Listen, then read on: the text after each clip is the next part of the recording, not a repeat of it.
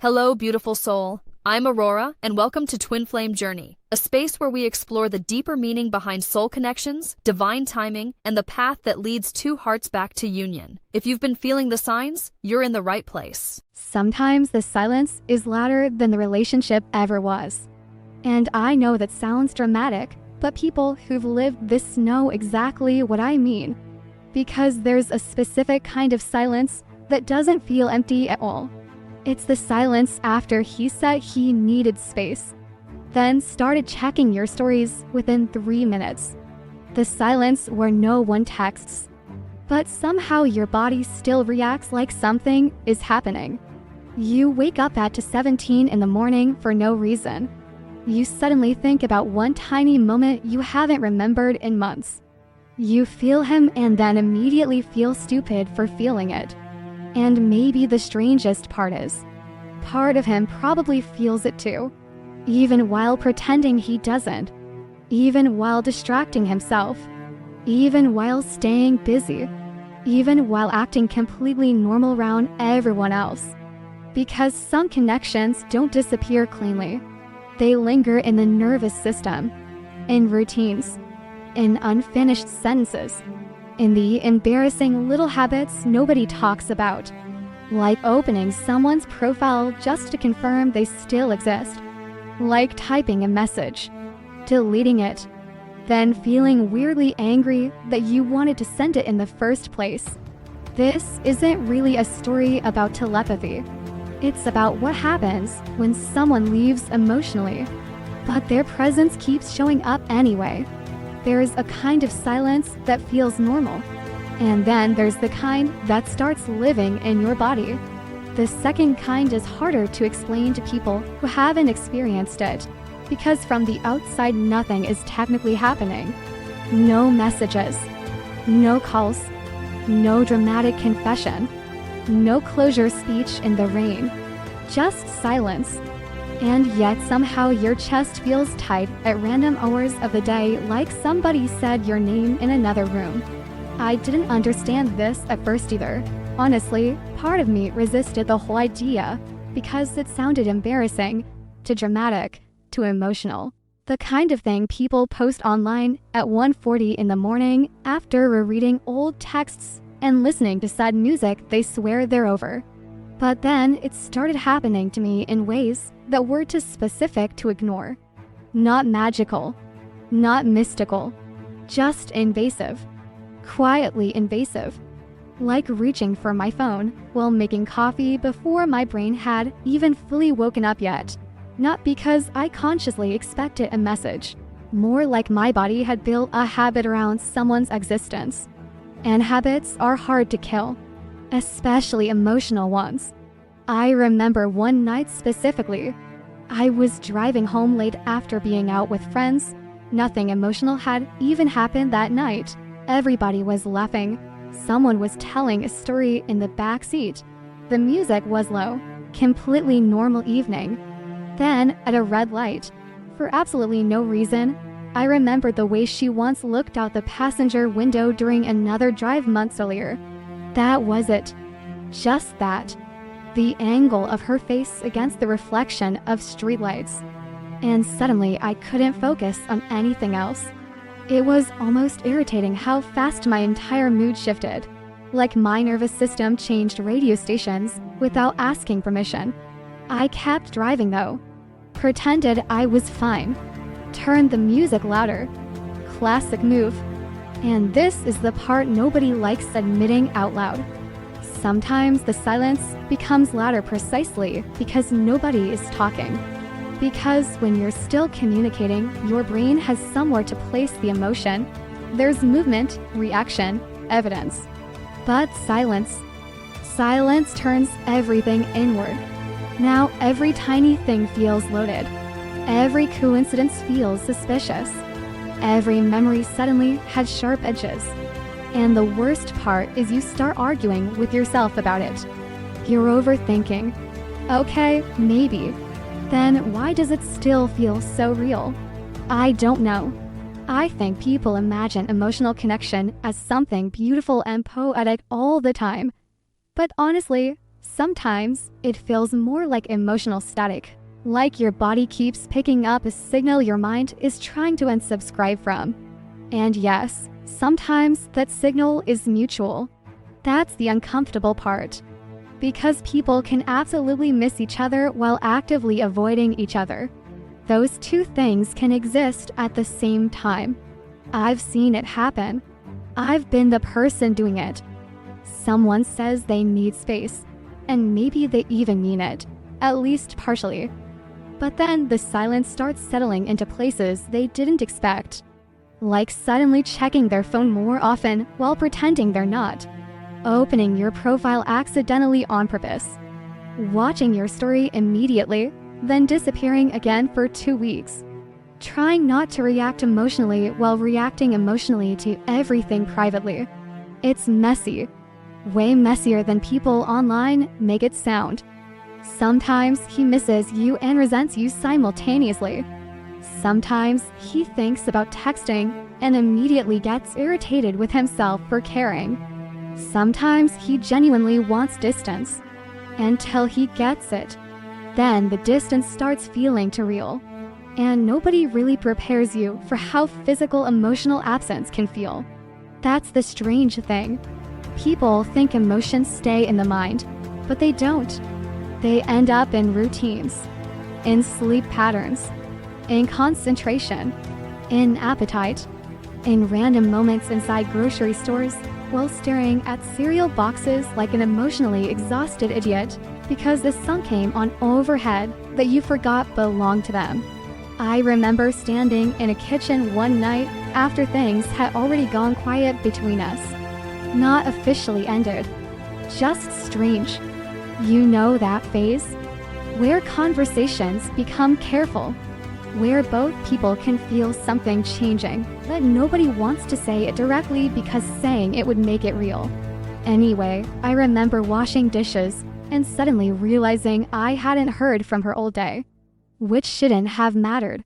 People get busy. Adults have lives. But my body reacted before logic did. I checked my phone. Nothing. Put it back down immediately like I didn't care. Then picked it up again 30 seconds later. Not even consciously.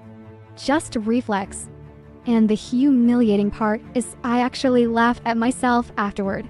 Like, what are you doing? You're acting ridiculous. But the feeling stayed. That low-grade emotional hum underneath everything. And sometimes silence creates this weird emotional paranoia where you start looking for meaning in tiny things you would normally ignore. A song lyric, a timestamp, a dream, a feeling that hits you out of nowhere at 11:26 p.m. while folding laundry. You tell yourself it's probably nothing. Then part of you quietly wonders anyway. Not because you're delusional, because humans are emotional pattern recognition machines, especially after intimacy, especially after someone becomes psychologically familiar to your system.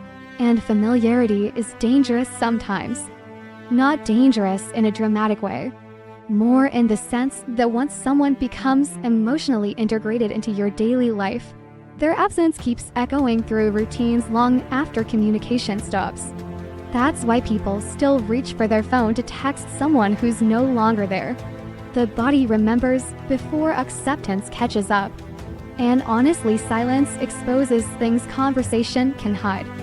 When people are still talking, there's distraction, performance, ego management. But silence strips behavior down to instinct. Who checks?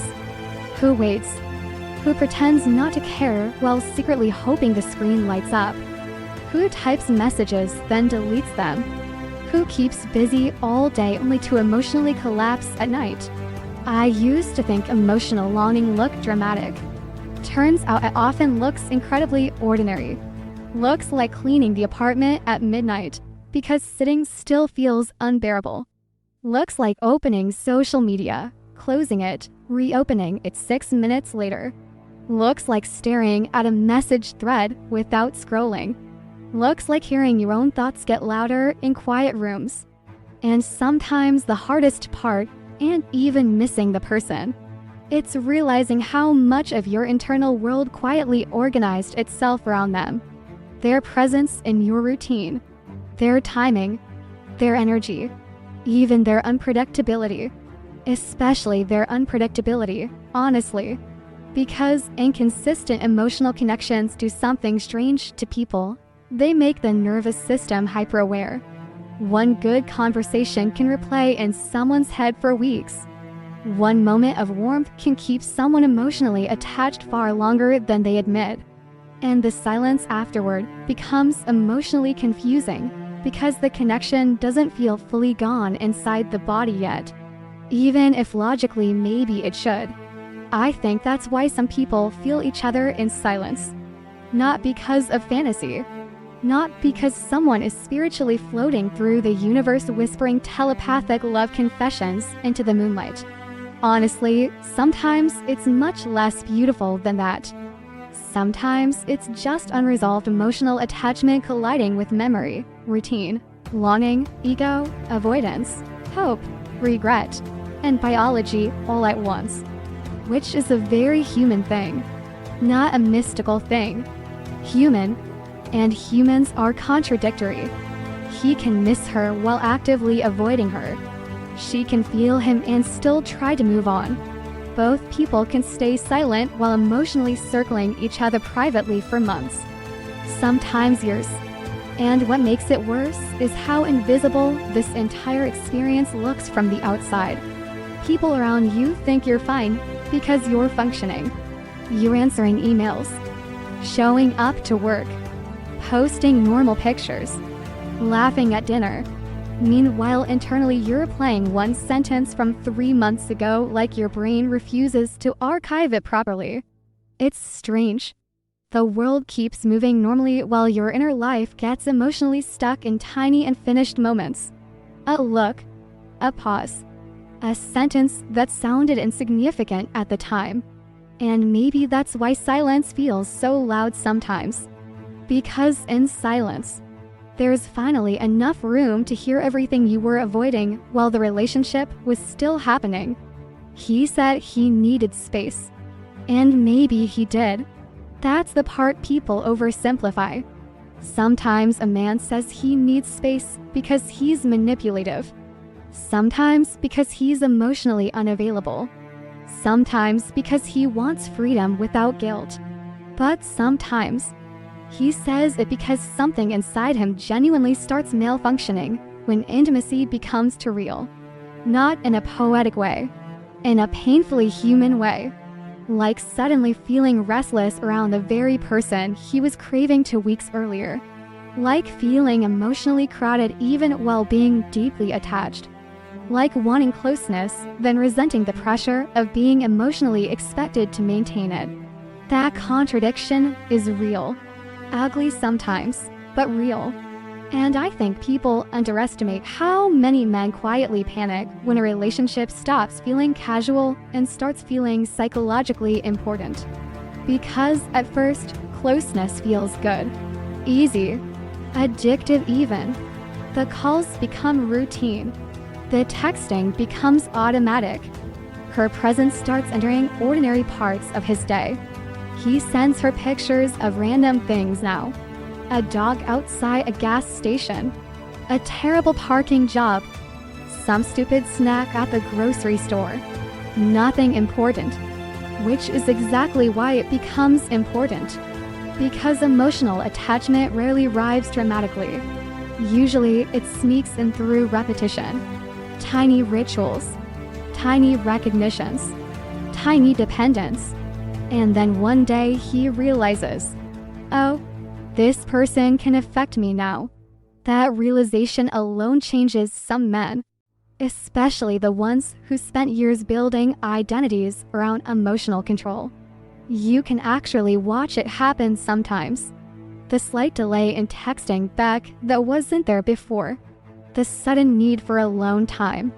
The weird emotional static after an intimate conversation. Like his nervous system starts pulling away before his feelings do. And the confusing part is he often doesn't fully understand it himself. That's why his behavior becomes contradictory.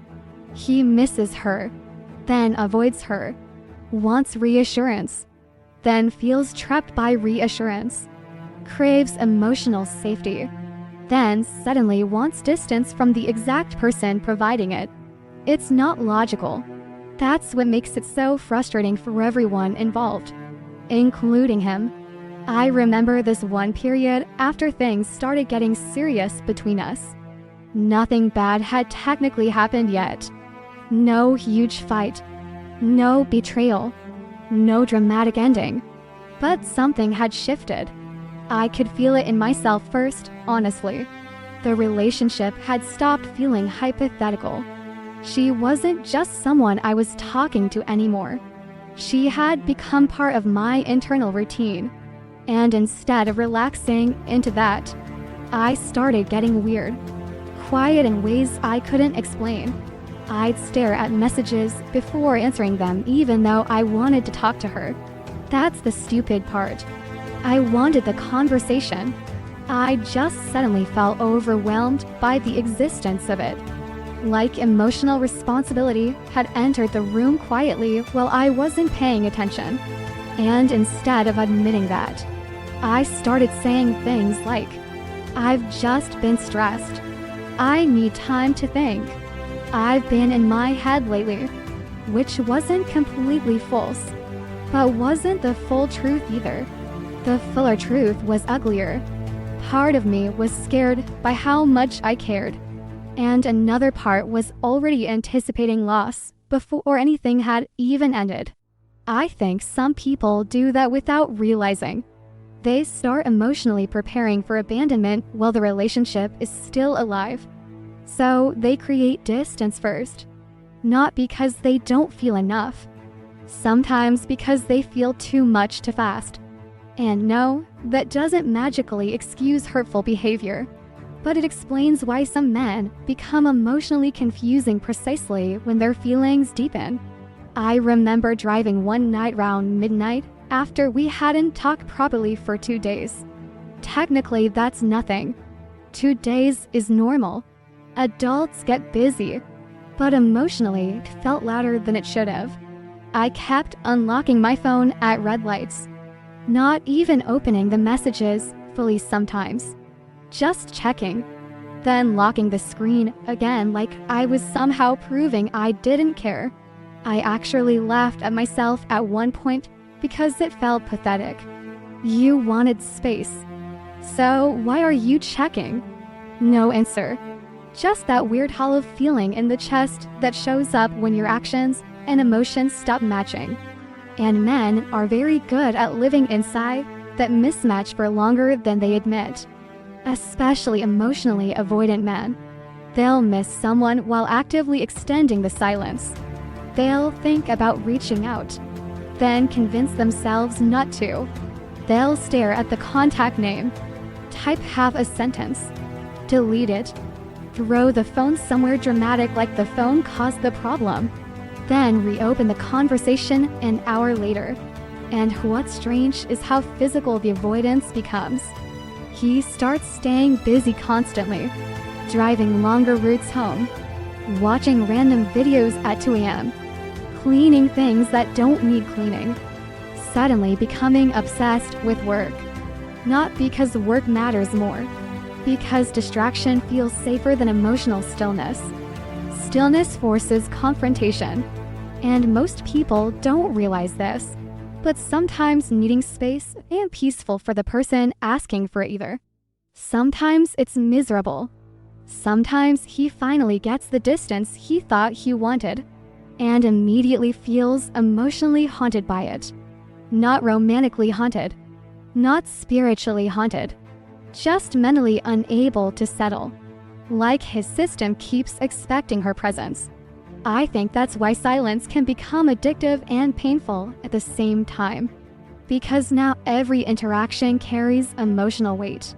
If she doesn't text, he notices. If she suddenly stops viewing his stories, he notices that too. If she sounds colder, that sticks with him for hours even if he pretends otherwise. But pride does strange things to people, especially men who associate vulnerability with loss of control. So instead of admitting, "I miss you," they say nothing. Or worse, they become emotionally detached on purpose. Short replies, delayed responses, pretending to be less affected than they are. Meanwhile, privately they're replaying conversations while brushing their teeth, thinking about tiny moments at inappropriate times, remembering the exact tone of her voice when she said, "You feel far away lately." That sentence bothered me for weeks, honestly, because she was right, and I knew she was right when she said it. But instead of opening up, I became even quieter afterward, which sounds insane now that I'm saying it out loud. Someone notices your emotional withdrawal, and your response is to withdraw further. But fear makes people irrational, especially emotional fear. And there's another uncomfortable truth people rarely talk about. Sometimes men pull away because intimacy exposes parts of themselves they've spent years avoiding. Their inconsistency, their emotional immaturity, their neediness, their fear of dependency, their inability to regulate closeness. A good relationship can actually make unresolved issues more visible, not less. Because now someone is close enough to notice, close enough to affect them, close enough to hurt them accidentally. And some men don't know how to tolerate that level of emotional exposure without trying to regain control somehow. Distance becomes control. Silence becomes control. But eventually the silence starts controlling him too. That's the irony. He wanted space to feel calmer. Instead, he becomes hyper-aware of her absence. I remember one Sunday afternoon specifically. I was folding laundry while some random show played in the background. Completely ordinary moment. And suddenly I thought about this tiny thing she used to do. Whenever she got tired during conversations, her voice would get softer near the end of sentences. That was it. Just that small detail. But it hit me so hard out of nowhere I had to stop what I was doing. And that's when I realized the problem wasn't lack of feeling. It was that I had feelings I didn't know how to comfortably hold. There's a difference. A huge difference. Some men know how to chase, know how to flirt, know how to pursue, know how to create intensity, but sustained emotional closeness, consistency, being truly seen over time. That's where panic starts showing up. Not always loudly, sometimes quietly, sometimes through silence, sometimes through emotional confusion disguised as independence. And honestly, part of him probably hates himself a little for it. Because deep down he knows she can feel the inconsistency. She can feel him pulling away in real time, even before he says anything directly. Women notice emotional shifts faster than men think. The energy changes, the cadence changes, the warmth changes, and then comes the painful cycle. He distances himself to feel less emotionally overwhelmed. But the distance creates anxiety. Then he misses her. But now reaching out feels emotionally vulnerable. So he waits longer, which creates more silence, which creates more emotional tension. And eventually both people are sitting alone somewhere pretending they're okay while privately thinking about each other at completely random times during the day. That's the part nobody posts about. Not the fantasy. Not the reunion. Just two emotionally confused people trying to act normal while silence slowly reveals everything they were trying not to feel. The strange thing about missing someone is that your body usually notices first. Your ego comes later. Much later sometimes. The ego wants dignity, control, distance, perspective. The body doesn't care about any of that. The body reacts immediately. That's why people can spend weeks saying, "I'm fine. I've moved on. It's not that serious." Meanwhile, they haven't slept properly in a month. Their chest tightens every time their phone vibrates. They suddenly lose focus during ordinary conversations because one tiny memory slips in sideways and ruins the emotional temperature of the entire day. And honestly, I think that's what confuses people the most after emotionally intense relationships. Not the heartbreak itself, the involuntary nature of it, how physical it becomes. Because you expect grief to look dramatic, you don't expect it to look like standing in line at a pharmacy completely normal until someone walks past wearing the same perfume she used to wear and suddenly your nervous system reacts before your thoughts even catch up. That happened to me once. And the embarrassing part is how fast it hit. Like immediate recognition. Not even emotional at first. Just physical. My stomach dropped before I consciously understood why. Then my brain connected it. Then came the memory. Then came the ache. It all happened in maybe 2 seconds. Which sounds ridiculous unless you've experienced it yourself. And no, I don't think this is some magical invisible force tying people together forever. I think the body is simply more honest than the ego is. The ego edits. The body archives. That's why people remember emotional experiences through sensation long after they stop actively thinking about the person. A certain street at night. A specific laugh. The sound of keys dropping on a kitchen counter. The feeling of waiting for someone's name to appear on your phone. The body stores patterns.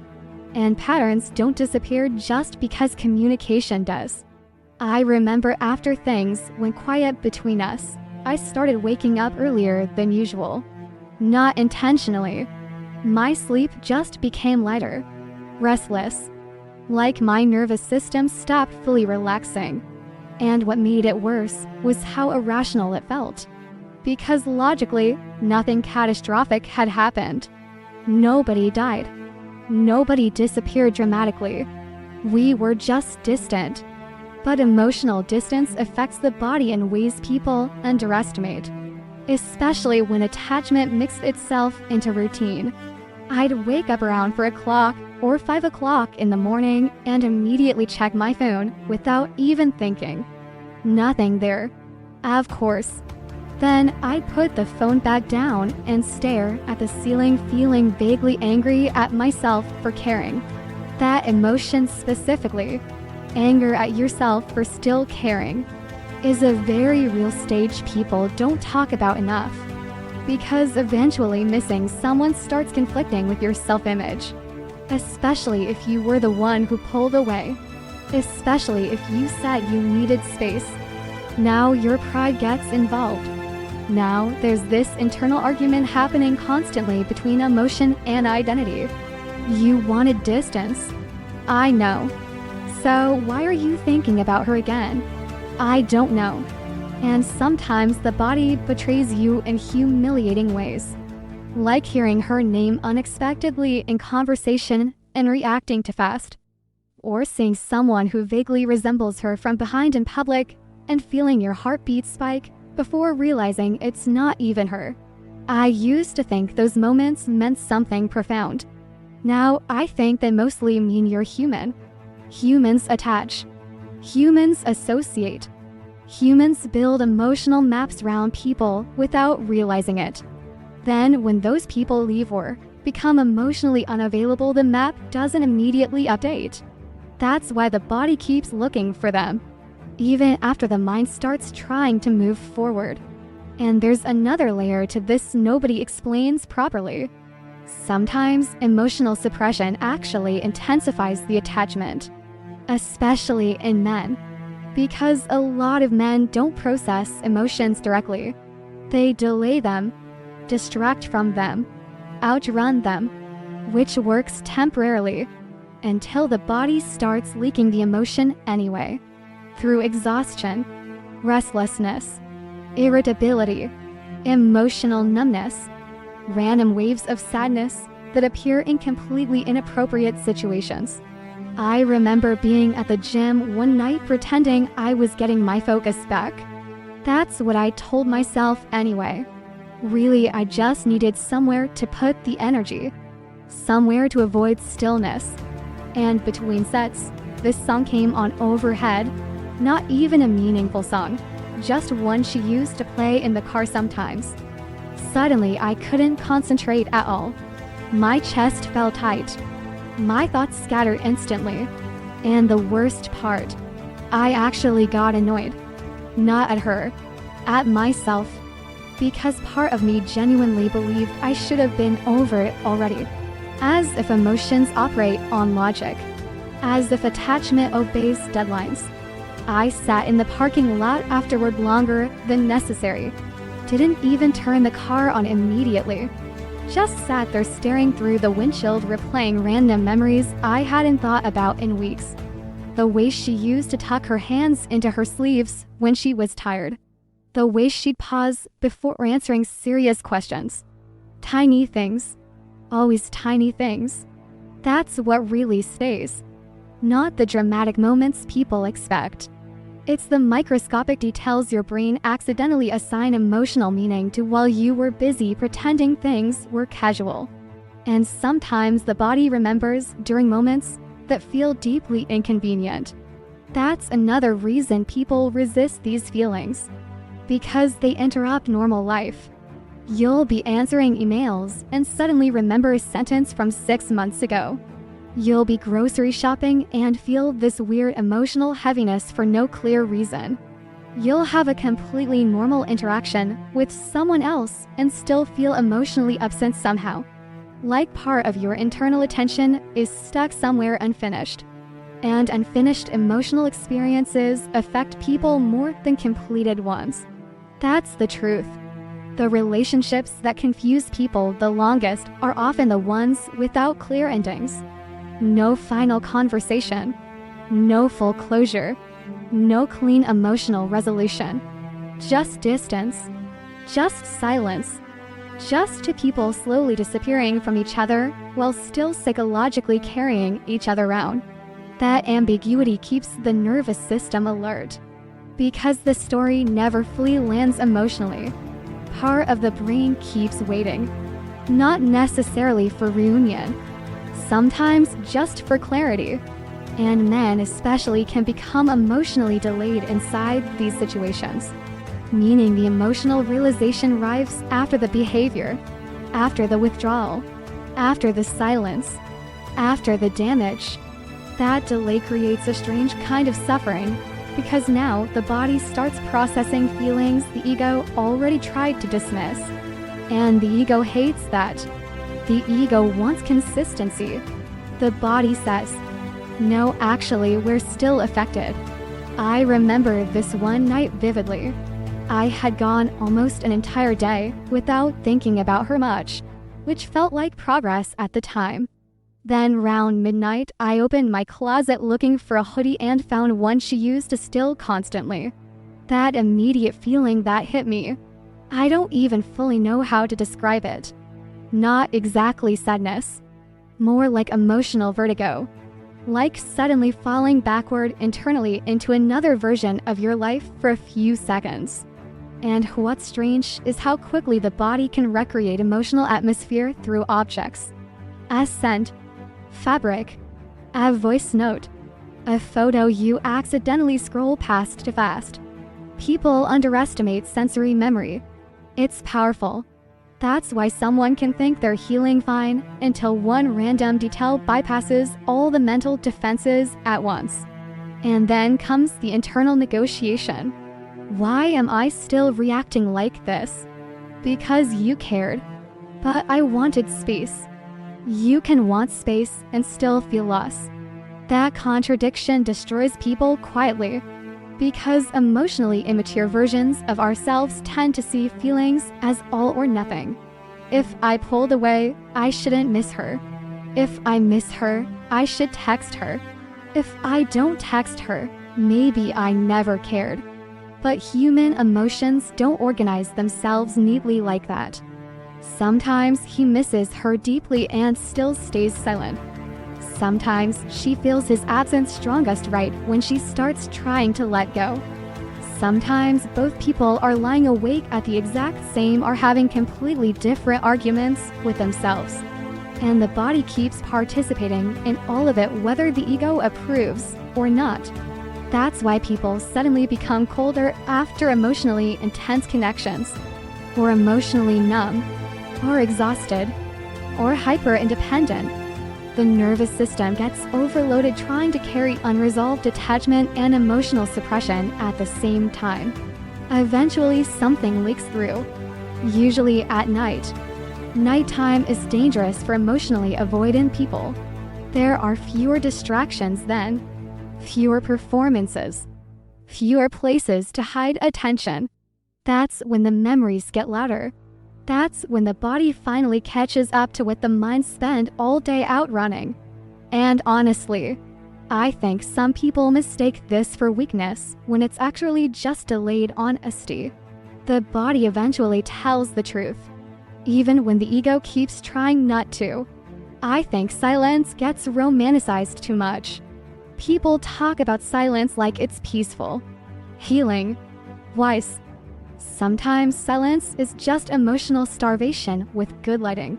Sometimes it's two people sitting alone in separate rooms trying not to reach for each other while pretending they're respecting the distance. And maybe they are, but that doesn't mean it feels calm. Because silence has a strange way of amplifying whatever was already unresolved, especially at night. Night changes everything emotionally. During the day, people can still perform functionality. You answer messages, go to work, make jokes, buy groceries, pretend your concentration is normal. Daytime lets people borrow distraction from the world around them. But nighttime removes witnesses. That's when silence gets louder. I used to notice it most right after midnight. Not immediately after getting home. Not while actively busy. It would happen later. After the shower. After brushing my teeth. After the apartment got quiet. That's when the emotional static would start creeping back in. I'd sit on the edge of the bed scrolling mindlessly through things I wasn't even absorbing. Sports clips, random videos, news I didn't care about.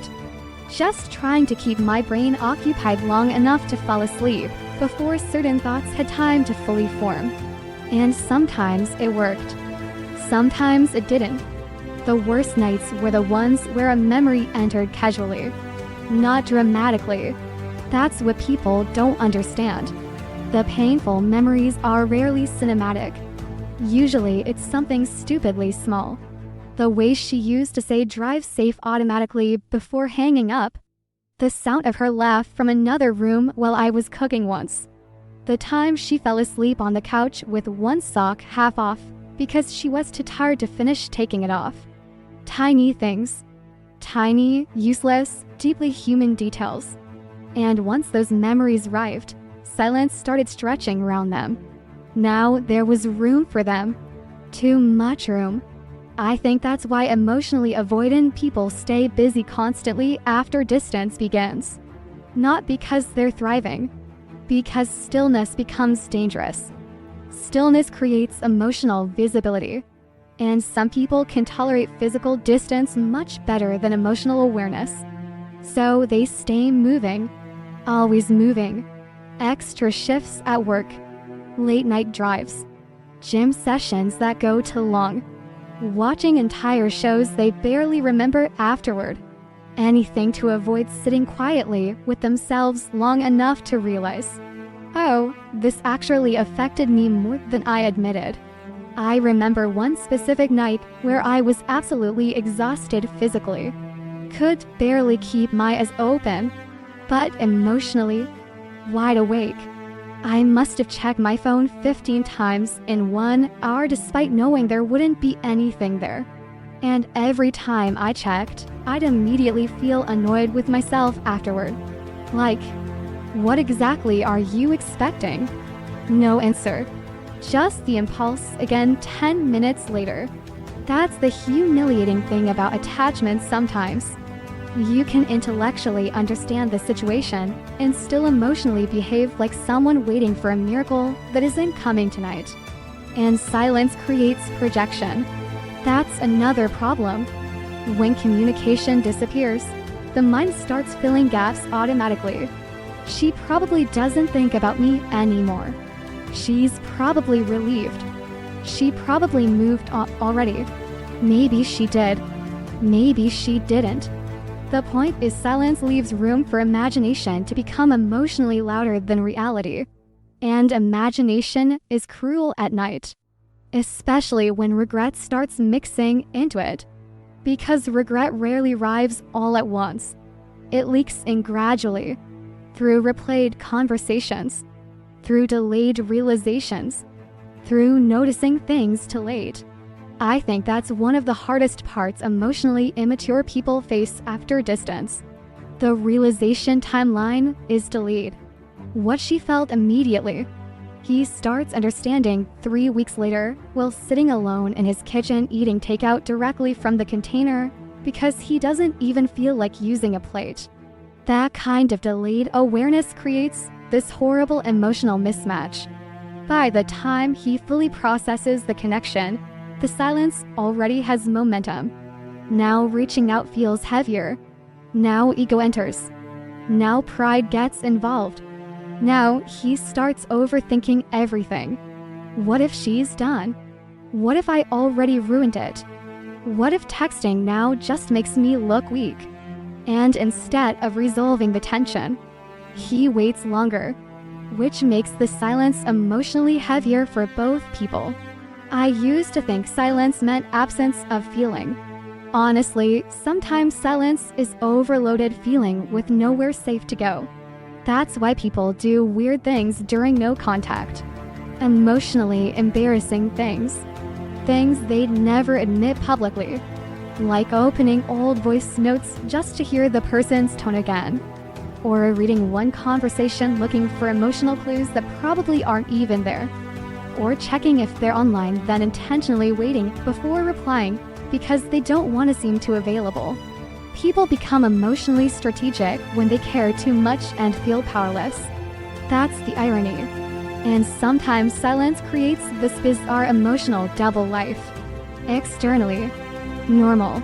Internally, completely preoccupied. I remember sitting at dinner with friends once while somebody was telling a story and everyone around the table was laughing. I laughed too, at the right moments even. But internally, I was replaying something she said to me weeks earlier. You disappear when things get real. That sentence got stuck in me like a splinter, because I wanted to argue with it, and also knew it was true. That's another thing silence does. It removes your ability to outrun certain truths. When someone is actively present, there are distractions, conversations, chemistry, physical closeness, temporary relief.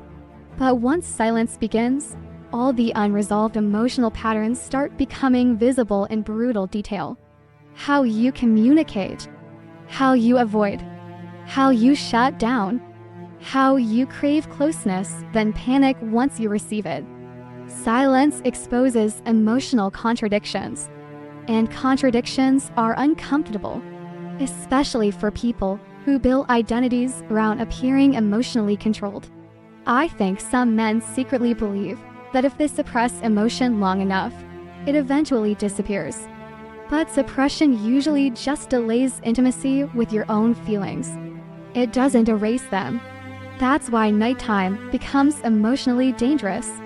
Because eventually the distractions thin out enough for the truth to surface. And the truth is often less dramatic than people expect. Not, I can't live without her. More like, I miss her presence in my ordinary life more than I expected. That realization hurts differently. Because it's not fantasy anymore. It's practical emotional absence. Her voice missing from routines. Her energy missing from the day. Her reactions missing from moments that used to automatically belong to both people. Even stupid things start feeling different. Songs, coffee shops. Sunday afternoons. I remember grocery shopping one evening and instinctively grabbing something she liked before realizing halfway through the aisle that she wasn't coming over anymore. I just stood there holding it for a second, feeling weirdly hollow. Then I put it back and kept walking like nothing happened. That's what a lot of grief looks like, actually. Not collapse. Tiny invisible moments nobody witnesses. And silence stretches those moments wider. Because now there's no reassurance interrupting them. No new conversation replacing the old emotional atmosphere. Just memory interacting with absence over and over again. And people become addicted to interpreting the silence too. That's another uncomfortable truth. How long has it been? Why did he watch my story immediately? Why did she suddenly stop? Why do I feel him more when I'm finally trying to move on? Silence makes people hyper-aware. Every tiny action suddenly feels emotionally loaded because there's so little direct communication left. And honestly, part of the pain is ego starvation. Humans like emotional confirmation. We like evidence that we mattered. Silence removes evidence. So now people start searching for traces. Indirect signs, behavioral crumbs, tiny shifts in energy, not because they're crazy, because uncertainty is psychologically exhausting, especially after emotional intimacy. And sometimes the silence itself becomes emotionally intimate in a strange way, because both people know it's there. Both people feel the missing conversation. Both people notice the absence. Even if neither admits it. I think that's why some silence feels heavier than actual arguments. At least arguments are movement. Silence just sits there, expanding. And eventually you start hearing things inside yourself you were too distracted to notice before. Your fear, your attachment, your avoidance, your loneliness, your regret, especially your regret. That's why silence makes feelings worse. Not because silence creates emotion out of nowhere. Because eventually silence removes enough distraction for the emotion that was already there to finally speak. I think some conversations continue long after the people stop speaking. Not externally. Internally. That's the strange part. A relationship can technically be over or fading, or paused, or whatever emotionally confusing word people use when nobody wants to admit what's happening, and still there's one conversation your mind keeps returning to like it forgot how to leave. Not even the biggest conversation necessarily.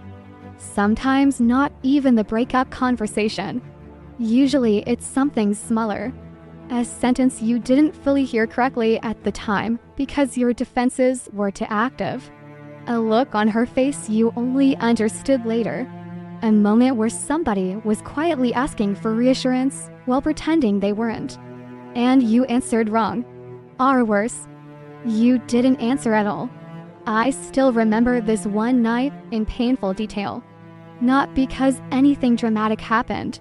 Honestly, if you described it to another person, it would sound almost boring. We were in the car. Late evening. I don't even remember where we had gone. Somewhere ordinary. Food maybe. Target. One of those completely forgettable errands couples accidentally turn into emotional memory archives. The windows were slightly fogged because it had been cold outside. Music low.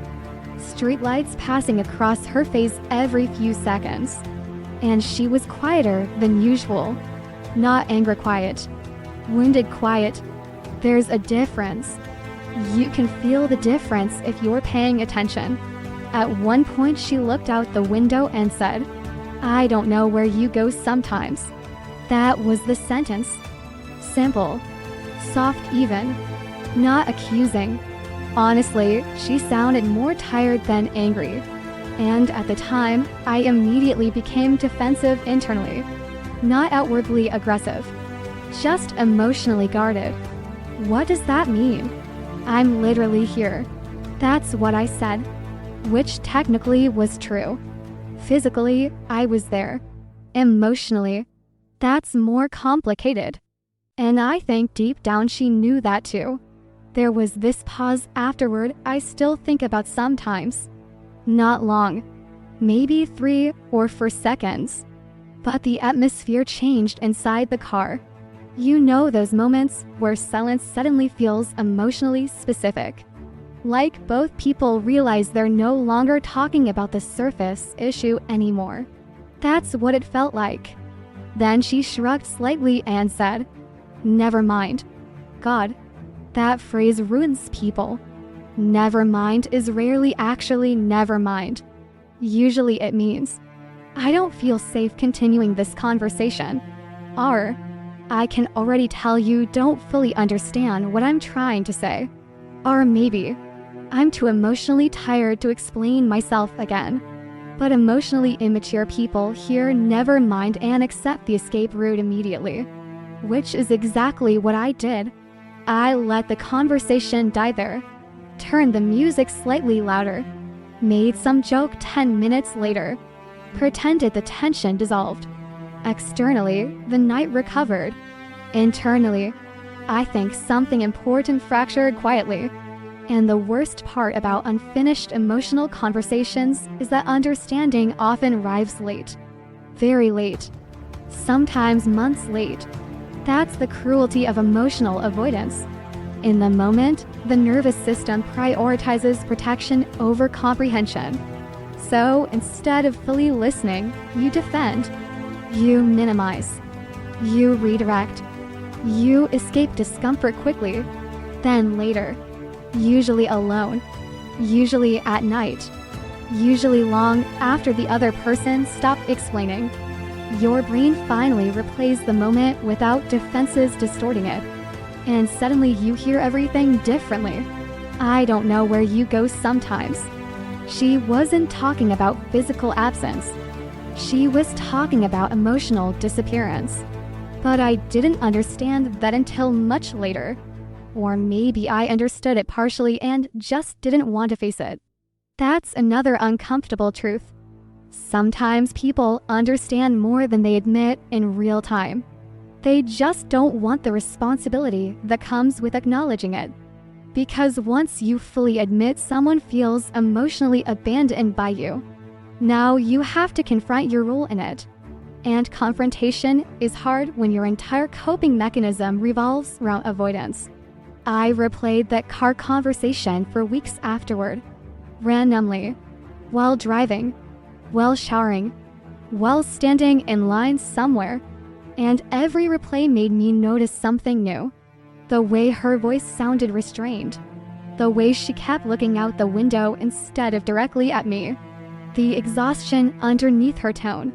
It's strange what guilt sharpens in hindsight. Tiny details suddenly become unbearable. I think people imagine regret as dramatic sobbing or desperate phone calls. Honestly, regret is often quieter than that. More repetitive. More pathetic, honestly. Like replaying one sentence while brushing your teeth. Like sitting in traffic remembering the exact expression someone made when they realized they weren't emotionally reaching you anymore.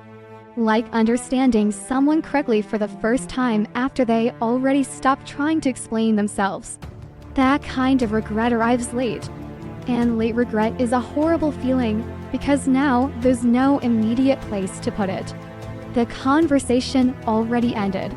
The moment already passed. The person already adapted to your silence in ways you probably underestimated. And now you're sitting alone with emotional clarity that would have been useful 3 months ago. I remember another moment too. Kitchen. Middle of the afternoon. Nothing dramatic again. That's the thing, it's never the dramatic moments that haunt you longest. She was standing near the counter eating something small because she said she wasn't hungry enough for real food. I was distracted, half listening, checking something on my phone, and she started talking about something emotional. I don't even remember exactly what anymore. Something about feeling disconnected. Something about feeling unsure of where she stood with me. And I remember giving one of those emotionally empty, reassuring responses people use when they want the conversation to end faster. "You're overthinking. We're fine." God, that phrase alone probably damaged more relationships than actual conflict. We're fine. Sometimes we're fine really means, I cannot emotionally engage with this deeply right now. And the painful part, she knew it. I could see it on her face immediately afterward. Not anger. Worse, resignation. Like watching someone emotionally put something down internally because they're tired of carrying it alone. That expression stayed with me. Not immediately. At the time, I ignored it. That's what avoidant people do sometimes. They emotionally postpone reality. But later it kept returning. Especially during silence. Silence gives old conversations room to echo. And echoes distort things emotionally. You start hearing not only what was said, but what was underneath it. The fear underneath it. The reaching underneath it. The loneliness underneath it. That's why unresolved conversations linger so painfully. Because part of the brain keeps trying to emotionally complete them. I've literally caught myself having imaginary follow-up conversations alone while driving. Not intentionally, just mentally replaying moments differently. I should have asked what she meant. I should have stayed in the conversation longer. I should have stopped trying to end discomfort so quickly. And there's something deeply humiliating about realizing someone tried to emotionally connect with you while you were busy emotionally managing the interaction instead. Because avoidant people often treat emotional conversations like situations to survive rather than experiences to participate in. That realization hurts, especially once silence begins. Because now there are no new interactions covering the old ones. No fresh memories replacing the painful ones. Just unfinished emotional footage replaying internally at random times. And people do strange things with unfinished conversations. They reread old texts searching for clues. They obsess over wording. They analyze pauses. Sometimes they even become emotionally attached to specific timestamps. 1:13 a.m., 11:47 p.m., the exact time something shifted. Because the brain wants structure around emotional pain. It wants to locate the fracture point. But relationships rarely break in one moment. Usually they erode quietly through accumulated emotional disconnection. Tiny missed opportunities. Tiny dismissals. Tiny moments where someone reached emotionally and the other person flinched instead of leaning closer. And eventually one person gets tired. That's the part late regret struggles with most. Realizing the other person probably tried longer than you acknowledged. I think silence forces emotionally avoidant people into delayed empathy sometimes. Eventually, you stop focusing only on your discomfort and start seeing theirs too. And once that happens, certain memories become difficult to escape. The unfinished conversation keeps evolving internally. You answer questions nobody is asking anymore. You explain yourself to empty rooms. You finally access emotional honesty after the relationship no longer fully exists to receive it. That's the tragedy of emotional delay. By the time some people understand the depth of what they felt, the silence already became its own relationship. And now, both people are haunted by conversations that technically ended, but emotionally never actually did. One of the most confusing things a man can do is become distant right after closeness. Not after conflict. Not after rejection. After intimacy. After a vulnerable conversation. After a deeply connected night. After finally opening up emotionally for once. That's the part that makes people feel crazy. Because logically, closeness should create more closeness. But emotionally, some people experience intimacy almost like emotional overstimulation. Especially men who aren't used to being deeply seen. And I don't mean seen in some poetic movie way. I mean genuinely observed. Somebody noticing the shifts in his tone, the hesitation in his responses, the sadness underneath his humor, the fact that he goes quiet when he feels emotionally overwhelmed instead of explaining what's happening. That level of emotional visibility can feel comforting and terrifying at the same time. Comforting because part of him has wanted it for years. Terrifying because now there's nowhere to hide. I remember one night where we stayed up talking until almost 4 in the morning. Nothing dramatic, just honesty. Real honesty. The kind that sneaks up accidentally.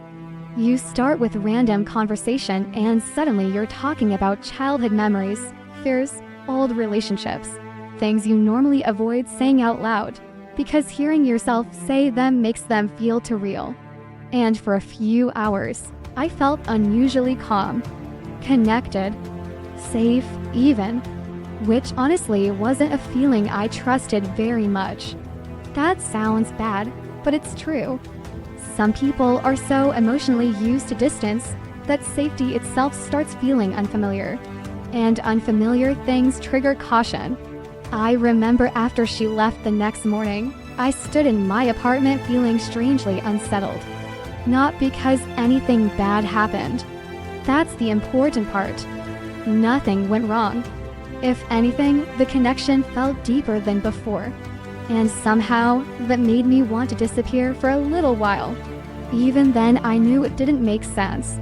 I actually remember thinking, what is wrong with you? Because part of me genuinely missed her almost immediately. And another part felt this overwhelming need to emotionally retreat. Both feelings existed simultaneously. That contradiction is difficult to explain unless you've lived it. People assume emotional withdrawal means lack of feeling. Sometimes it's emotional overload. Sometimes intimacy activates panic instead of relief. Not visible panic. Quiet panic. The kind disguised as needing space, needing to think, needing to recharge. And to be fair, sometimes people really do need space. But emotionally avoidant people often use space to regulate feelings they don't know how to process while staying emotionally connected. That's why the behavior becomes so confusing. He reaches for intimacy, then flinches from the consequences of intimacy. I used to notice this pattern in myself after emotionally intense moments. Especially after feeling truly vulnerable, I'd suddenly become slower to respond, more distracted, less expressive, not intentionally cruel. Honestly, I often thought I was protecting myself from becoming too emotionally dependent, which sounds ironic now, because emotional distancing created dependency in a different way entirely. Now, instead of relaxed closeness, there was anxiety, hyper-awareness, silence, and she could always feel the shift before I admitted it. Women notice emotional withdrawal quickly, usually long before men verbally acknowledge it. The warmth changes first, then the rhythm changes. The conversations lose emotional ease. And what's frustrating is that emotionally avoidant men often don't fully understand their own behavior while it's happening. They just know something inside them suddenly feels exposed. I remember she once asked me directly, "Why do you get weird after we get closer?" I laughed a little when she said it. Not because it was funny, because I felt caught. And instead of answering honestly, I gave some vague response like, "I've just had a lot on my mind," which was partially true. But the fuller truth sounded uglier. The fuller truth was, I don't know how to receive intimacy without eventually feeling trapped by it. That's hard to admit, especially for men raised to associate emotional self-sufficiency with strength. Neediness becomes shameful. Dependency becomes dangerous. Vulnerability becomes exposure. So when closeness deepens, some men unconsciously start searching for exits before anything even goes wrong. Not because they don't care, because now the emotional stakes feel real. And real emotional stakes activate fear. Fear of losing control. Fear of disappointing someone. Fear of being emotionally responsible for another person's feelings. Fear of needing someone too much. That last one especially. A lot of emotionally avoidant behavior is really fear of dependency wearing a disguise. That's why some men become colder after intimacy instead of warmer. Not because the intimacy meant nothing, because it meant enough to scare them. I remember lying in bed one night after she had fallen asleep beside me. She looked peaceful, completely relaxed, and instead of simply enjoying the moment, my brain started doing something strange. Projecting forward. What if this ends badly? What if I can't give her what she needs? What if she eventually sees parts of me I can't hide? That's the exhausting thing about emotional avoidance. The nervous system treats closeness like potential danger even while craving it. So the body starts reacting defensively to intimacy itself. And then comes the distancing behavior. Less texting, delayed replies, emotional inconsistency, sometimes even mild irritation for no real reason. That's another ugly truth. Some men become emotionally irritable after intimacy because vulnerability leaves them feeling psychologically exposed. Now every emotional expectation feels heavier. Even normal relationship behavior suddenly feels pressuring. As simple, "Are you okay?"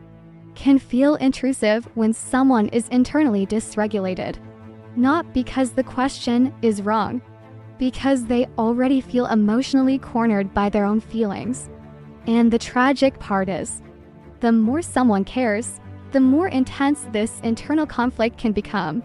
Casual relationships rarely trigger this level of emotional panic. Real attachment does. That's why emotionally avoidant men sometimes look calmer in shallow connections. There's less to lose there, less emotional risk, less exposure. But when somebody genuinely reaches them emotionally, that's when the nervous system starts malfunctioning. I remember one weekend where we spent almost 3 full days together. By the end of it, I felt emotionally full in a way I didn't know how to sustain. Not unhappy, just overwhelmed. Like my internal world needed silence afterward to reorganize itself. But instead of communicating that maturely, I withdrew abruptly, became harder to read, more distant, and I could feel her confusion through the phone even in simple conversations afterward. That's the painful part. The other person usually experiences the withdrawal as rejection. Meanwhile, internally, he may actually be struggling with the intensity of attachment itself. But because he doesn't explain that clearly, the silence becomes its own form of hurt. And sometimes, emotionally avoidant people secretly want reassurance while simultaneously resenting the fact that they want reassurance. That contradiction creates awful behavior. He wants her to stay, but pulls away. He wants closeness, but becomes emotionally unavailable after receiving it. He wants understanding, but refuses to fully explain himself. I've literally had moments where I wanted her to text me first because I needed emotional comfort, while also feeling irritated by emotional dependence itself. That's how fragmented avoidance can become internally. Part of him wants connection deeply. Another part associates connection with emotional loss of control. So, intimacy becomes both the cure and the trigger. And honestly, sometimes he knows exactly what he's doing while doing it. That's another truth people avoid. Not every emotionally avoidant behavior is unconscious. Sometimes he notices himself pulling away in real time, not answering immediately on purpose, creating emotional distance intentionally, waiting longer to respond because closeness started feeling too intense. And afterward he feels guilty. But instead of repairing the rupture directly, he avoids harder. Because now shame enters too. And shame makes people hide. I think that's why emotionally intense relationships become so psychologically exhausting for avoidant people. Not because they don't feel enough, because they feel too much while lacking the emotional tools to stay present inside it consistently. So, intimacy turns into this cycle: connection, vulnerability, relief, fear, withdrawal, silence, regret, over and over. And eventually both people become emotionally exhausted trying to understand why closeness keeps producing distance instead of safety. But the answer is usually painfully human. He pulls away after intimacy because intimacy touched something real enough inside him that now he can no longer pretend he's unaffected.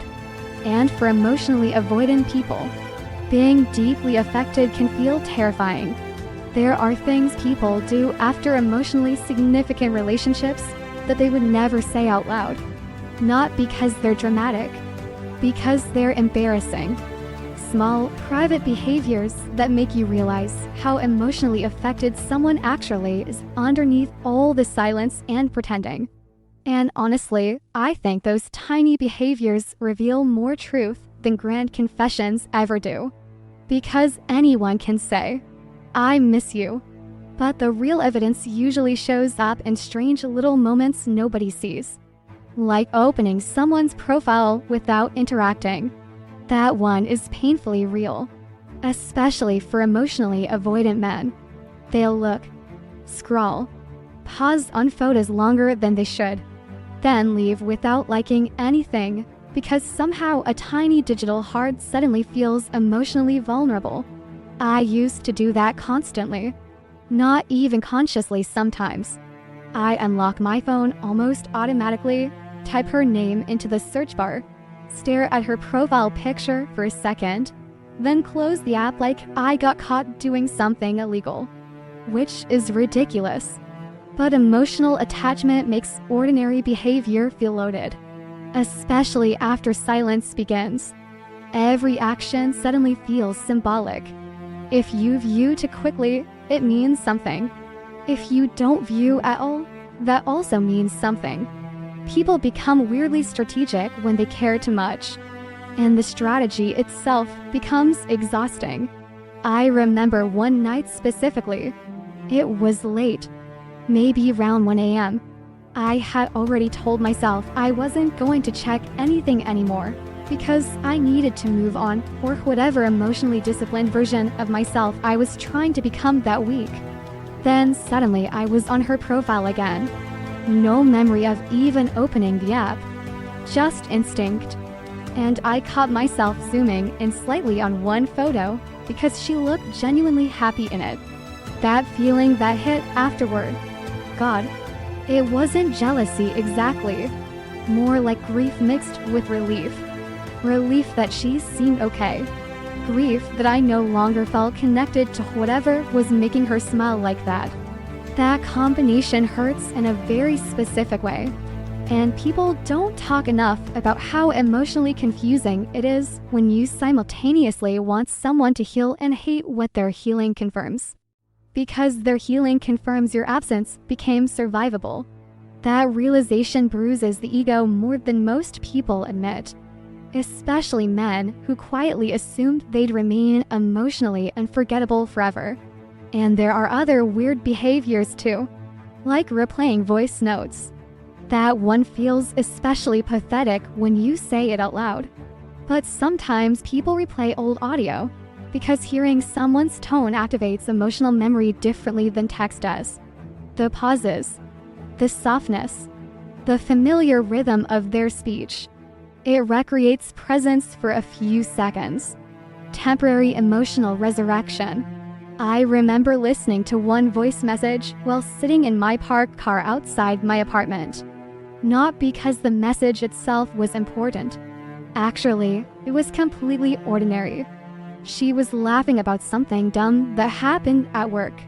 That's it. No emotional confession. No dramatic meaning. But her laugh sounded relaxed, comfortable with me. And hearing that after weeks of distance made something inside my chest physically ache. I actually turned the phone face down afterward like I needed recovery time from hearing someone's happiness. Which sounds insane. But emotionally unresolved attachment makes people behave irrationally in very quiet ways. And sometimes the behaviors become almost ritualistic. Checking their last active status even though you promised yourself you wouldn't. Revisiting old conversations searching for evidence that they cared as much as you hoped they did. Listening to songs you claim you're tired of because part of you still associates them with emotional closeness. Humans are sentimental in humiliating ways, especially after intimacy disappears. I also think people underestimate how much emotional overwhelm leaks into ordinary routines. There was a phase where I kept cleaning my apartment obsessively after emotionally difficult days. Not because it was dirty, because movement helped me avoid feeling stuck internally. I'd reorganize drawers at midnight, fold laundry that was already folded, wipe counters that were already clean, anything repetitive, anything physical. It took me a while to realize I wasn't really cleaning. I was regulating, trying to create external order, because internally everything felt emotionally unfinished. And honestly, men do this kind of thing constantly without recognizing it. They channel emotional distress into activity, work, fitness, driving, fixing things, cleaning, not always because they're productive. Sometimes because sitting still would force emotional confrontation. And emotional confrontation feels unbearable when silence already made everything psychologically loud. I remember one evening where I drove nearly 40 minutes for coffee I didn't even really want. Just needed somewhere to go, somewhere to place the restless energy. And during the drive, I kept replaying this tiny memory of her adjusting the sleeve of my hoodie while talking to me one night. Tiny memory. Completely insignificant. Except emotionally, it wasn't insignificant anymore because now it represented tenderness I no longer had access to. That's the weird thing about emotional absence. The brain starts assigning massive emotional weight to microscopic moments. And sometimes the grief doesn't even look romantic. Sometimes it just looks emotionally disoriented. Like opening your phone over and over without purpose, or rereading old messages not because you expect new meaning, but because familiarity itself becomes comforting. I used to reread conversations mostly to remember the emotional atmosphere, not even the words exactly, just the feeling of us still existing normally together, before things got complicated, before silence became conscious. And yes, some of this is embarrassing. That's the truth. People act like emotional attachment should always look mature and graceful. It rarely does. Sometimes grief looks deeply immature. Sometimes it looks like staring at typing bubbles that never appear. Sometimes it looks like checking if they watched your story and feeling irrationally affected by the answer. Sometimes it looks like pretending not to care while internally building entire emotional narratives around tiny online interactions. And the worst part of you knows you're being ridiculous while it's happening. That internal split is exhausting. I should stop checking. Then stop. I will tomorrow. Tomorrow comes. You check again. Not because you're weak. Because attachment doesn't disappear just because your pride wants it to. And emotionally avoidant men often become especially strange after silence because they're trying to suppress feelings while secretly monitoring emotional connection at the same time. That combination creates contradictory behavior. He won't text her, but notices immediately when she changes her profile picture.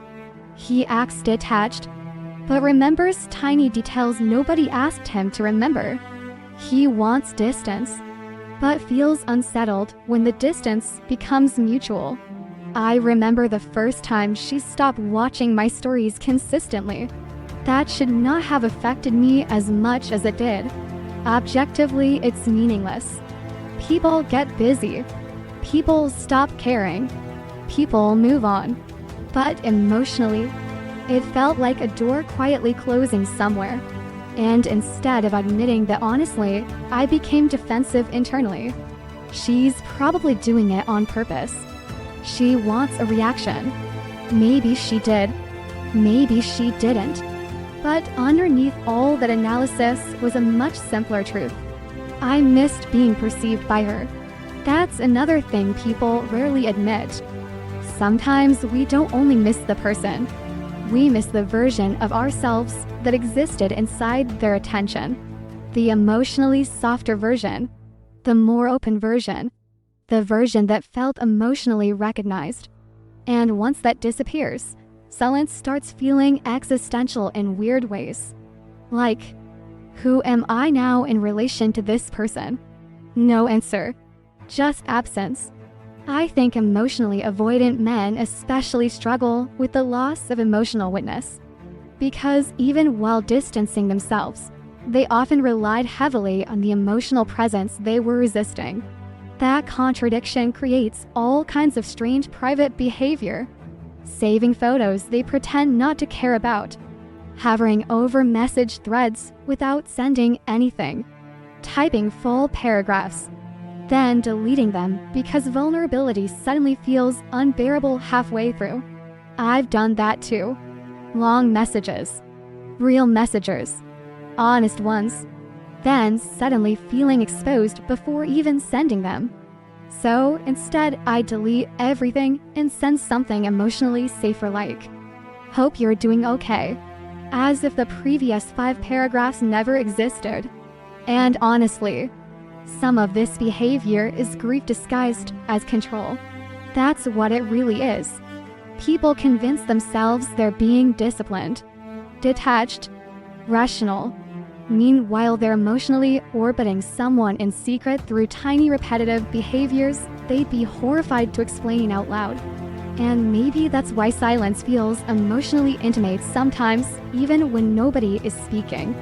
Because underneath the quiet, both people are often still participating in each other's lives privately in these small invisible ways.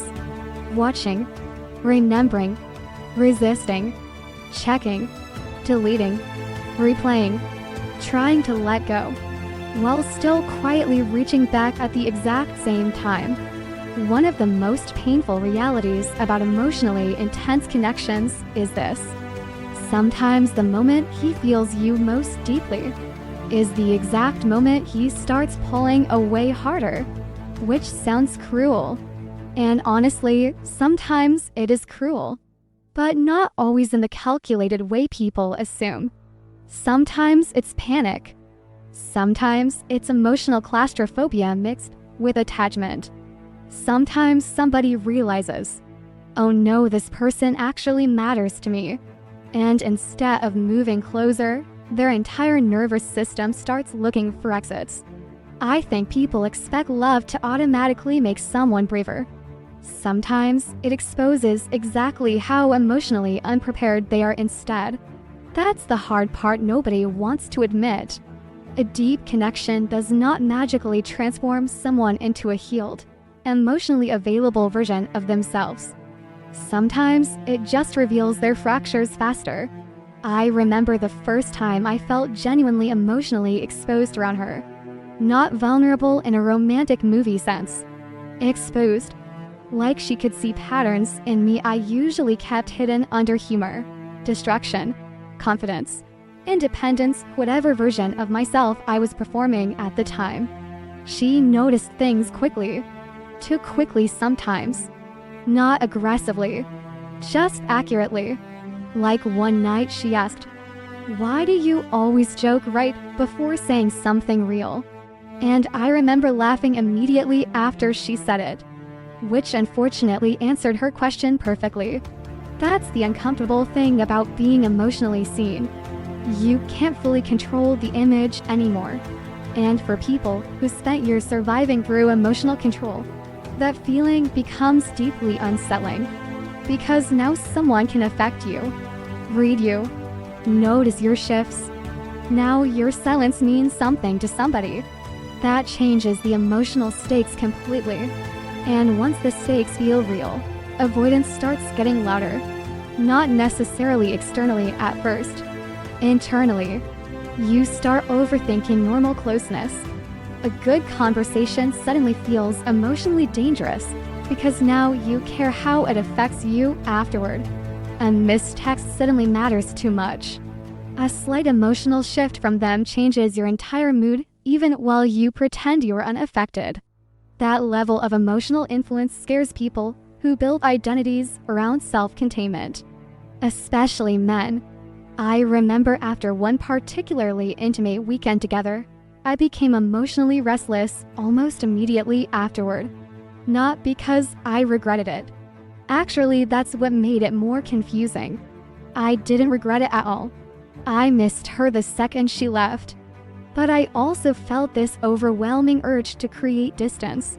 I went unusually quiet, stayed busy constantly, took longer to respond. And the whole time there was this internal argument happening inside me that I couldn't fully explain. You like her. I know. So why are you acting like this? I don't know. That I don't know is real, by the way. People assume emotional withdrawal is always fully intentional and calculated. Sometimes the person themselves cannot clearly articulate why closeness suddenly feels unbearable. They just know their internal system feels overloaded. And emotionally avoidant people often confuse emotional intensity with emotional danger. That's why they sometimes run hardest right after moments of genuine connection. Because now the relationship stops feeling casual and starts feeling psychologically consequential. Now there's more to lose. More exposure. More dependency. More uncertainty. And uncertainty becomes terrifying once real attachment forms. Especially if someone has old wounds around rejection, abandonment, emotional engulfment, or inconsistency. Not because they consciously think, I'm afraid. Usually it manifests indirectly. Irritability, withdrawal, needing excessive space, suddenly focusing heavily on work, feeling emotionally numb after intimacy. I remember this one specific moment that still bothers me. She had sent me a genuinely sweet message. Nothing overwhelming, just honest. She said she felt safe with me. And instead of simply receiving it normally, I stared at the message for almost 10 minutes feeling anxious. Not happy first, anxious, which is such a horrible thing to admit because she meant it sincerely. But something about being emotionally important to someone activated fear inside me almost immediately. Because now there was responsibility attached to the connection. Now there was expectation, impact, weight. And emotionally avoidant people often interpret emotional weight as pressure instead of intimacy. That's the distortion. So instead of leaning into the closeness, they unconsciously create distance to regain emotional control. The irony is painful though, because the distance rarely brings relief for long. At first, yes, there's usually temporary relief. Silence feels calmer initially. Space feels regulating. The nervous system relaxes a little because the emotional intensity lowers. But then something else starts happening. Absence becomes emotionally loud. Now, instead of feeling overwhelmed by closeness, he starts feeling haunted by distance. And those two states can alternate rapidly. That's why emotionally avoidant behavior becomes so contradictory. He feels relief after pulling away, then feels loss afterward. He wants distance, then feels emotionally empty inside the distance. He misses her, then panics again once connection resumes. It becomes a cycle of approach and retreat. And honestly, it exhausts him too. I remember driving around late one night after intentionally ignoring messages most of the day because I needed space. That phrase really does become emotional camouflage sometimes. Need space, need time, need to clear my head. What I actually needed was emotional regulation, but I didn't know how to ask for that without disappearing. So instead, I just became harder to reach. And while driving that night, I suddenly realized I was replaying her laugh in my head. Not even a dramatic memory. Just her laughing at something stupid in the kitchen one morning. And I remember gripping the steering wheel feeling this weird ache in my chest because I had created the exact distance I thought I wanted. And somehow still felt emotionally trapped by her absence. That contradiction is difficult to explain to people who haven't lived it. How can he run if he cares? Because caring is exactly what scared him. Not in a fair way, not in a mature way, but in a psychologically real way. Real attachment destabilizes emotionally avoidant people, especially when the connection feels unusually deep, emotionally safe, or intimate. Because now they're no longer performing casual detachment successfully. Now their body reacts, their mood shifts, their routines change around another person's presence. And some people would rather lose connection than lose emotional control. That's the brutal truth underneath a lot of avoidance. Control feels safer than vulnerability, even lonely control, even emotionally miserable control. I think that's why some men disappear right when things become emotionally meaningful. Not because nothing was there, because too much was there. Too much feeling, too much visibility, too much emotional dependency forming too quickly. And emotionally avoidant people often experience dependency almost like a threat to identity, especially men raised to equate independence with emotional strength. So, once attachment becomes undeniable, panic starts leaking into behavior. He stops texting consistently, starts acting emotionally confusing, becomes harder to read. Meanwhile, internally, he's thinking about her constantly. That's what makes these situations psychologically messy. External behavior and internal emotional reality stop matching, and the other person feels the inconsistency immediately. That's why emotionally intense relationships create so much confusion. Because the emotional signal itself is real, but the behavior surrounding it becomes unstable. I remember she once asked me, "Why do I feel closer to you when you're far away than when you're actually here sometimes?" That question hit me hard, because I understood exactly what she meant. When I was emotionally distant physically, I missed her openly inside myself. But when intimacy returned, fear returned too. So my behavior became guarded again. That cycle damages people slowly, especially the person trying to love someone through emotional inconsistency. And eventually, both people become exhausted. One person exhausted from chasing clarity, the other exhausted from running from feelings they secretly don't want to lose. That's the tragedy. The avoidant person often doesn't actually want the connection to end. They just don't know how to tolerate the emotional exposure that comes with maintaining it. So they create space, then suffer inside the space, then reconnect, then panic again, over and over, until silence becomes easier than vulnerability, or at least easier temporarily. But honestly, I don't think emotionally avoidant people escape the connection as fully as they pretend. I think they carry it privately in strange, quiet ways, during long drives, in sleepless moments, in random emotional flashbacks while doing completely ordinary things. Because once someone reaches you deeply enough emotionally, running away from them doesn't necessarily mean you stop feeling them. Sometimes it just means you start feeling them from farther away. At first, silence feels like escape. That's why people choose it. Not always consciously, but emotionally. silence creates temporary relief from tension, from vulnerability, from difficult conversations, from the pressure of being emotionally visible to somebody. Especially for avoidant people, silence can feel strangely calming in the beginning.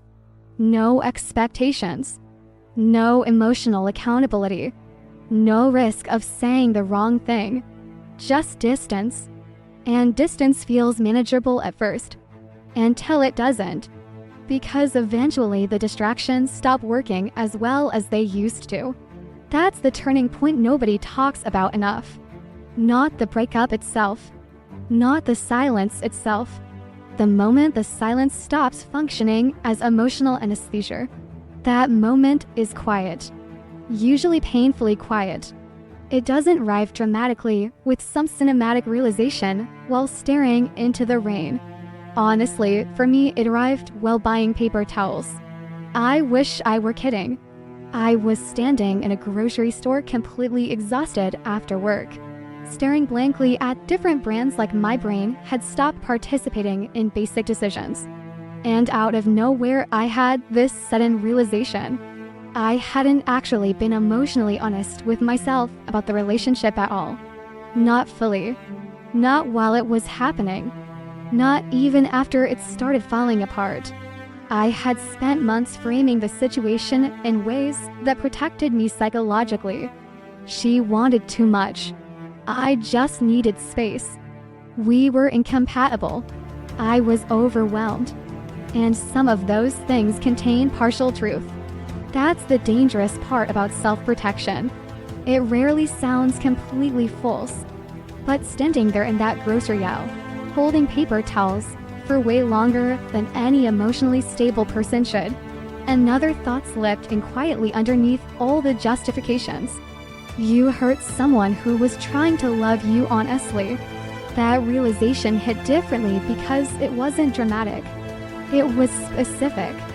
And specific truths are harder to escape. I think emotionally avoidant people spend a lot of time focusing on their own discomfort during relationships. How overwhelmed they feel, how pressured they feel, how emotionally crowded they feel. And because they're so busy regulating themselves internally, they sometimes fail to fully register what the other person is experiencing in real time.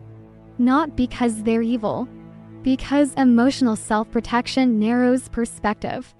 But eventually, usually in silence, empathy catches up. Late. Painfully late. And suddenly memories start looking different. That's the brutal thing about self-confrontation. The past rearranges itself emotionally. Conversations you dismiss suddenly sound sincere. Moments you minimize suddenly look lonely. Her reactions stop looking too emotional and start looking hurt. I remember replaying arguments differently months later. At the time, I thought she was overreacting. Now, I could hear exhaustion in her voice. Not manipulation. Not irrationality. Exhaustion. The kind that comes from repeatedly trying to emotionally reach someone who keeps disappearing psychologically every time things become real. That realization sat heavy in me for a long time. Because once you truly see your own behavior clearly, it becomes difficult to fully return to the old self-protective story. And silence forces that confrontation eventually. Especially at night. Nighttime self-awareness feels different. More honest somehow. During the day, ego still performs. You stay productive, busy, distracted. But late at night, when the apartment is quiet and there's nothing left to scroll through and nobody texting and nowhere to go, that's when certain truths finally walk into the room. I remember sitting on my couch one night with the TV running in the background, even though I wasn't watching it. Just noise. I needed noise because silence had started feeling too emotionally sharp. And suddenly I caught myself thinking about the way she used to look at me when I emotionally withdrew. Not angry, confused. That expression haunted me more than any argument ever did. Because confusion means somebody is still trying to understand you. Anger at least has certainty. Confusion means they're emotionally searching for you while you're actively disappearing. That realization made me physically uncomfortable, like actual tightness in my chest. And this is the part people don't always admit. Sometimes the avoidant person knows they're hurting you while it's happening. Not fully, maybe. Not completely. But partially. Enough to feel guilty. Enough to feel shame. And shame creates even more avoidance. Because now it's not only intimacy they're avoiding. It's their own behavior. Their own inconsistency. Their own emotional immaturity. Their own inability to stay present. So instead of repairing things honestly, they disappear deeper into silence, hoping time will solve what accountability would actually require. But silence rarely resolves guilt. Usually it ferments it. That's why self-confrontation eventually becomes unavoidable, especially once the emotional intensity cools enough for clarity to enter. I think that's another painful truth. Clarity often arrives after defensiveness fades. When the nervous system finally calms down, you start seeing the relationship differently. Less through survival mood, more through honesty. And honesty can be brutal. I remember reading old conversations one night and noticing how many times she directly told me what she needed emotionally. Not indirectly, not manipulatively. Clearly, I need consistency. I feel you pulling away. I don't know how to reach you when you shut down. At the time, those conversations felt overwhelming to me. Now they just felt sad because she was communicating, trying, reaching, and I was treating emotional intimacy like something to manage instead of participate in. That realization changed the emotional atmosphere of the silence completely. Before, the silence felt protective. Afterward, it started feeling deserved. That's a hard emotional shift. Because now you're no longer only missing the person. Now you're confronting your role in losing them. And self-confrontation destroys simplistic narratives. No more. She was too much. Now it becomes, I didn't know how to stay emotionally present. No more. I just needed freedom. Now it becomes, I confused emotional closeness with loss of control. No more. She expected too much reassurance. Now it becomes, she wanted emotional consistency and I kept disappearing. Those realizations don't feel empowering. They feel humiliating, especially for men who built identities around believing they were emotionally intelligent just because they were self-aware internally. Internal awareness means very little if behavior still harms people repeatedly. That truth took me a long time to accept. I used to think because I could analyze my emotions privately, I was emotionally mature. But emotional maturity is not just self-analysis. It's emotional responsibility, consistency, communication, repair, and silence exposes where those things were missing. I think that's why some men become emotionally haunted long after the relationship changes. Not because they lost perfection, because eventually they realize somebody genuinely tried to love them while they were busy defending themselves against intimacy. That realization lingers, especially once loneliness enters honestly. Not performative loneliness, not boredom, real loneliness. The kind where distractions stop numbing things effectively. I remember one Sunday afternoon sitting in my apartment after cleaning everything for absolutely no reason. Counters spotless, laundry done, kitchen organized, and the place still felt emotionally empty. That's when it hit me hardest. Not dramatically, quietly. I missed her presence in my life in a deeply ordinary way.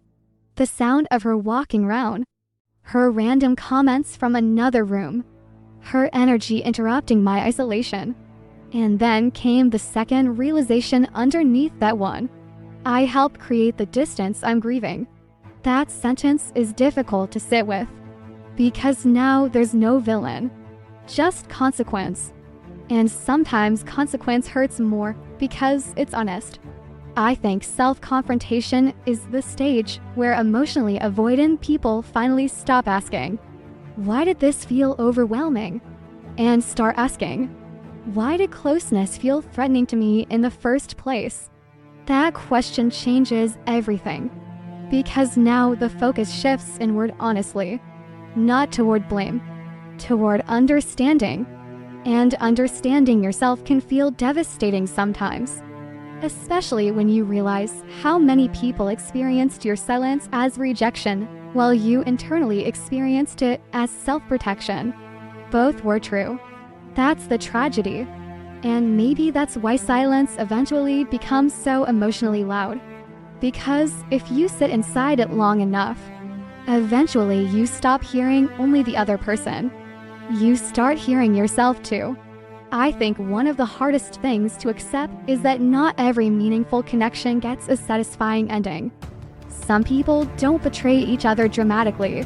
They don't explode. They don't even stop caring. Sometimes they just slowly fail each other emotionally while still loving each other underneath it all. And honestly, I think that reality hurts more than clean endings sometimes. Because at least clean endings give the nervous system something definite to hold onto. But emotionally unfinished connections, those linger, not always loudly, sometimes quietly for years, in routines, in certain songs, in random emotional reactions that make absolutely no sense until you realize, oh, this still lives somewhere inside me. I used to think unresolved feelings meant somebody secretly belonged together forever. Now, I think unresolved feelings mostly mean people are human.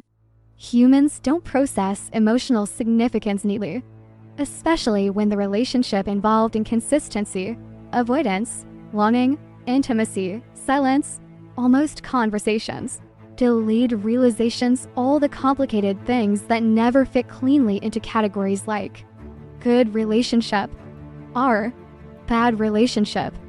Some connections are emotionally important and emotionally unsustainable at the same time. That's the painful truth. And it took me a long time to stop romanticizing that. Because when silence stretches on long enough, people start creating stories to survive the ambiguity. Maybe we'll reconnect someday. Maybe this happened for a reason. Maybe we're just not ready yet. Maybe. But also maybe two people reached each other deeply and still didn't know how to stay. That possibility is less comforting. More honest though. I remember the first time I realized the relationship might actually become part of my past instead of my future. It wasn't dramatic. No big moment. I was driving home from work and instinctively reached for my phone to tell her something funny that happened during the day. Just automatic. No thinking. Then halfway through unlocking the screen, I remembered. We don't really talk like that anymore. I can't even explain the feeling that followed. It was so small, so ordinary, and somehow devastating. Because grief is strange like that. People expect heartbreak to arrive through dramatic scenes. Sometimes it arrives through interrupted reflexes, through realizing your mind still includes someone in your life before reality catches up. I sat at a red light holding my phone for a second longer than necessary before putting it back down. And what hurt wasn't only missing her. It was realizing how naturally my inner world still reached toward her. That's the thing about emotionally significant people. Your brain builds around them quietly. Their reactions become integrated into your routines, your thoughts, your timing. Then one day they're gone, more partially gone, and your internal world keeps trying to include them anyway. That adjustment takes longer than people admit, especially when the relationship ended through emotional erosion instead of certainty. Because certainty creates cleaner grief. Ambiguity creates lingering, and lingering can become emotionally exhausting. You wonder if they still think about you, if they regret things too, if they ever replace certain conversations the way you do. Sometimes they probably do. Sometimes they probably don't. That uncertainty is part of what makes silence emotionally haunting. Not because silence itself is mystical, because humans naturally struggle with unresolved emotional narratives, especially when vulnerability was real. And despite everything, I do think some people continue carrying each other internally long after communication changes. Not in a fantasy way. Not in a they're thinking about you every second way. Honestly, sometimes it's much quieter than that. A random memory while folding clothes. A sudden ache hearing a phrase they used to say. Wondering briefly if they'd like a song before remembering you don't send each other things anymore. Tiny emotional echoes. That's usually what remains. And sometimes those echoes arrive at deeply inconvenient times. You'll think you're doing completely fine for weeks. Then, suddenly somebody says a sentence in the exact same tone they used to use and your stomach drops before you even understand why. Or you'll catch yourself looking for them in crowds unconsciously. Not because you expect them to be there, because part of your nervous system still recognizes them as emotionally familiar. Familiarity leaves residue, especially emotional familiarity. I remember running into someone once who vaguely resembled her from behind. Same jacket, same hair. For maybe 2 seconds, my entire body reacted automatically. Heartbeat, attention, adrenaline. Then she turned around and it wasn't her. And the emotional crash afterward felt disproportionate to the situation. I actually laughed at myself a little walking back to my car because it felt absurd. How are we still here emotionally? No answer. Just that strange lingering ache again. I think people are often ashamed by how long emotionally significant connections affect them, especially if the relationship never fully stabilized. There's this pressure to become emotionally detached quickly, cleanly, maturely. But human attachment rarely behaves that way. Especially when love mixed with confusion. Especially when someone felt emotionally safe and emotionally unsafe at the same time. Those connections imprint differently. Because your nervous system never fully settled.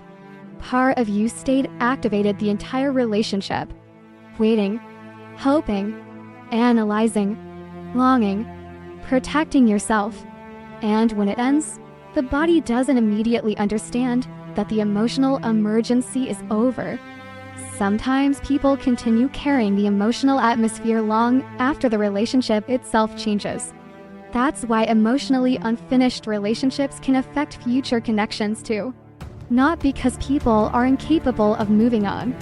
Because unresolved emotional experiences reshape emotional behavior quietly. Maybe he becomes more guarded afterward. Maybe she becomes less trusting. Maybe both people become better at recognizing emotional inconsistency. Or maybe they just become sadder in subtle ways for a while. More careful. I know after everything, I became more aware of how damaging emotional ambiguity can be. Not intentionally malicious ambiguity. The kind created by fear, avoidance, delayed honesty. The kind where someone cares deeply, but cannot consistently tolerate closeness. That dynamic leaves scars on both people. One person feels abandoned. The other feels haunted by their own inability to stay emotionally present. And sometimes neither person is fully wrong. That's what makes these endings so emotionally difficult. No clear villain. Just emotional limitations colliding with real attachment. I think about that a lot actually. How many relationships fail not because love was fake, but because emotional capacity was insufficient. That realization feels deeply adult somehow. Not romantic. Not comforting. Just true. Sometimes people genuinely love each other and still trigger each other's deepest fears.